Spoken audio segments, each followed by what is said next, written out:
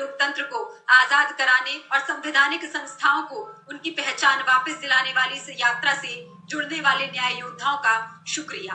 आप भी बनिए इस यात्रा के न्याय योद्धा, ताकि देश में लोकतंत्र की मजबूती के लिए लड़ा जा सके। आपके द्वारा दी गई ये छोटी सी मदद अन्याय के खिलाफ न्याय के इस महासंग्राम की लौ को जलाए रखेगी।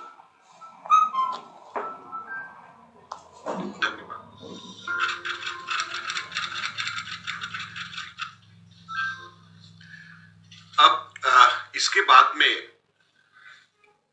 मैं और मेरे को ट्रेजरर विजेंद्र सिंगला जी अगले हफ्ते से हम लोग देश के सभी राज्यों में स्टेट कैपिटल्स में और इम्पोर्टेंट सिटीज में जाकर के इस प्रकार से जैसे आज हमने यहाँ पर ये क्राउड फंडिंग इस तरीके से किया है, हम लोग सभी हिंदुस्तान के राज्यों में जाकर और इम्पोर्टेंट वहाँ पे हेडक्वार्टर्स में और इम्पोर्टेंट सिटीज में जाकर के हम लोग ये काम वहाँ पे शुरू करेंगे और उसके बाद में नीचे डिस्ट्रिक्ट्स में और ब्लॉक्स में और पोलिंग स्टेशंस के ऊपर उसके बाद में नीचे तक के जाया जाएगा। जैसे मैंने कहा कि हमारी कोशिश है कि इसमें हम ज्यादा से ज्यादा कांग्रेस कार्यकर्ताओं को हम जोड़ सकें। एक मैं और अंत में इससे पहले कि मैं जयराम रमेश जी को वापस आगे की कार्रवाई के लिए मैं बोलूं, मैं अनुरोध करूंगा जयराम जी से और मेरे को ट्रेजरर से कि ये QR कोड हम लोगों ने लॉन्च किया है और ये QR कोड हमारे भारत जोड़ो न्याय यात्रा के अंदर भी बसेस में और उसमें भी होगा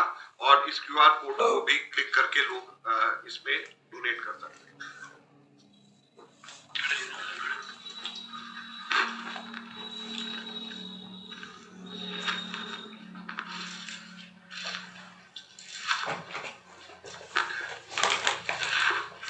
धन्यवाद।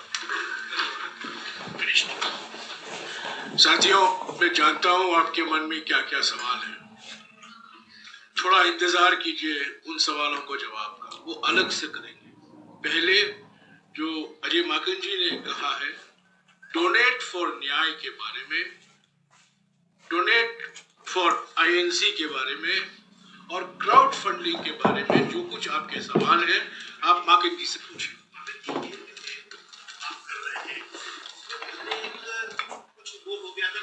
साइड बना दी कि उसमें गलत तरीके से फैसला चला गया था, उसके बारे में क्या किया है और क्या अभी तक हुआ है? देखिए, आपने बड़ा महत्वपूर्ण प्रश्न पूछा है।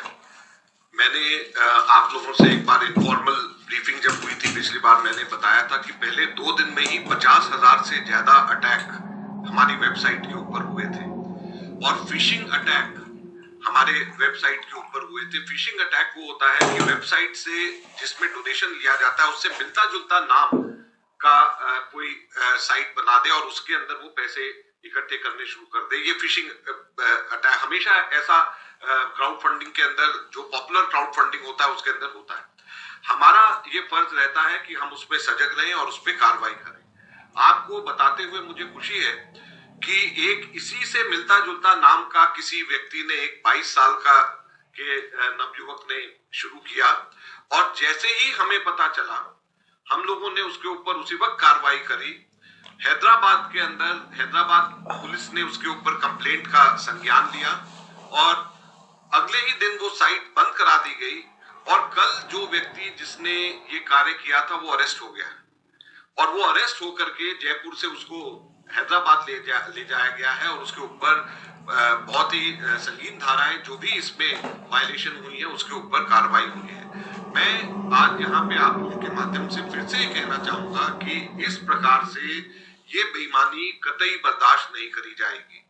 कोई भी व्यक्ति हम लोगों की वेबसाइट से मिलते जुलते, ये हमारे एसेट्स हैं और अगर हमारे एसेट से मिलते जुलते लोगों को भ्रमित करने की कोशिश करेगा तो हम लोग पूरी की पूरी कड़ी कार्रवाई जो भी कानूनी तौर पे है वो करेंगे और उसको बख्शा नहीं जाएगा। जो भी व्यक्ति इसके माध्यम से कांग्रेस कार्यकर्ताओं के पैसे को चोरी करने की कोशिश करेगा, ये कांग्रेस कार्यकर्ताओं के पैसे की उनकी जेब से चोरी करने की कोशिश है।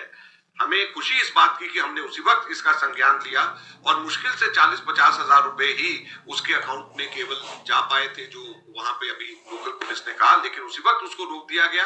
आपको जैसे मैंने कहा, लगभग 20 करोड़ रुपए के करीब हम लोगों के यहाँ पर अभी तक के इकट्ठे हुए हैं। लगभग 3 लाख के करीब लोगों ने इसमें हिस्सा लिया है। तो जाहिर बात है कि 2, 4, 5 लोग भ्रमित हो गए होंगे, लेकिन इसमें आगे कोई भी व्यक्ति ये करने की जरूरत ना करे, क्योंकि हम इसमें कड़ी से कड़ी कार्रवाई करेंगे और हमने कड़ी नजर इसके ऊपर रखी हुई है। और कुछ सवाल इसके बारे में? अच्छा, ये इसके बारे में